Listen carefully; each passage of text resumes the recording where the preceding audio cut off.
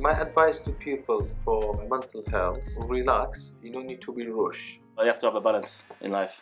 That's what it's all about, really, you know? When somebody tells you what they are going through, I put myself into their shoes first. Well, me personally tend to try to give the person the best advice I can and trying to put them on the right direction. Like you can go to your families, you talk to them, or you can talk to your friends. Because sometimes when you're talking to your friends or your barbers or somebody who's closer to you, then whatever is on your chest, then you can pull it out. If someone comes to you and say, you know what, I'm having a problem with my girlfriend or whatever, your wife, whatever, I'm going to say, well, okay, you want to talk about it? They might say, yeah, sure, they don't mind.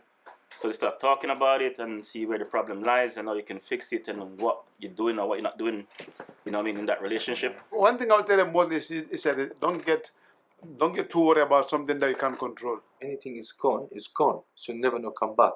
So it's better to talking about now. I mean, it's easy to say when you're, you know, in a good position, but don't like be on the street doing all sort of crime, carrying knives, doing drugs and all that stuff. But, you know, at the end of the day,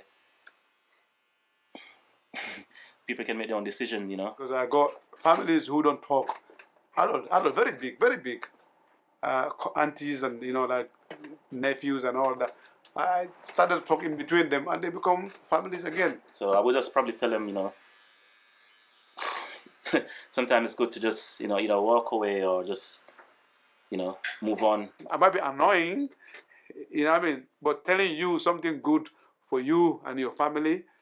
So some people, I call it annoying, but they appreciate it. You know, if he's a Muslim customer and if he comes to me, and then I'll say to him, look, just go to mosque, go pray. Maybe that's why God might end up helping you. I was brought up a Christian, right? I read the Bible a lot, so I got lots of my thinking or the way I, you know, go about stuff by that kind of view. I had a customer in Bottom Industry. He came up to me and he popped out with call, I'm stressed about my wife because he got married and then obviously his wife left him. So I said to him, look, don't worry. God makes plans for everyone. If the person not religious, I don't try to push my religion on them or trying to tell them stuff that, you know what I mean, they don't want to hear. I would try to avoid a violent outcome than trying to pursue it. At the end of the day, violence doesn't solve anything. It just makes things worse.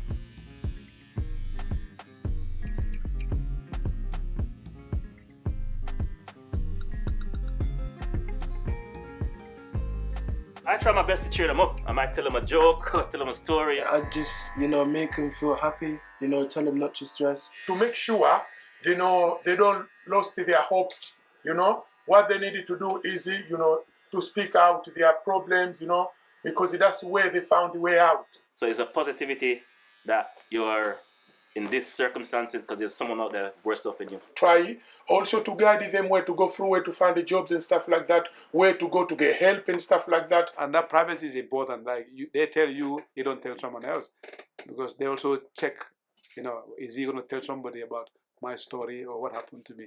So I try to keep that as well between me and the person. Sometimes I take them downstairs. Sometimes we go outside. You know, sometimes on the phone. Yeah, listen carefully and most importantly, don't judge, you know, their story because, you know, because it's personal to them. I love to know what's going around people's mind, like their personal problems, like anything. Then at least I've got knowledge in my own head that what I can give to other customers. In my language, they said listening is gold, but hearing is diamond. You learn a lot of things through customers. A lot of customers learn things through you. I don't feel embarrassed to help people like that. I don't feel tired to do it. It's better to help people. It's good. I make me feel better, to be honest with you. I believe it's something built in me, but I have to exercise it to come out. So that's what I am doing. So I'm here, you know, as a Barber D here, Safari Fresher, you know, and my other colleague as well.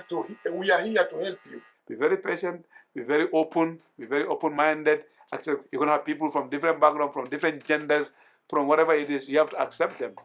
You know, that's my piece of advice I always give them. Believe me, because I came from myself, you know, hard time, and I believe in my dream, and I make my dream. You can do as well. I'm proud and happy. Even if I die, I leave that thing behind where people are going to remember me. So I'm very pleased with that. And I thank God for giving me that wisdom as well. If you have a genuine desire to support people, help them focus on what they can control. Having an outside voice say, well, what can we do, can help somebody find solutions to their own problems. Encouraging people to speak to those they trust can also help. Sharing your own feelings, your own life experiences, removes some of the stigma and taboo around talking about mental health. Showing no judgment, keeping things confidential, helps build trust with your customers. Letting people know that there are places that can help them with whatever struggles they might be going through. It might be helpful in your barbershop to have a place where these organizations can leave their leaflets so that customers can then use them if they need them. Barbershops are valuable places in the community that can help us look good and feel better.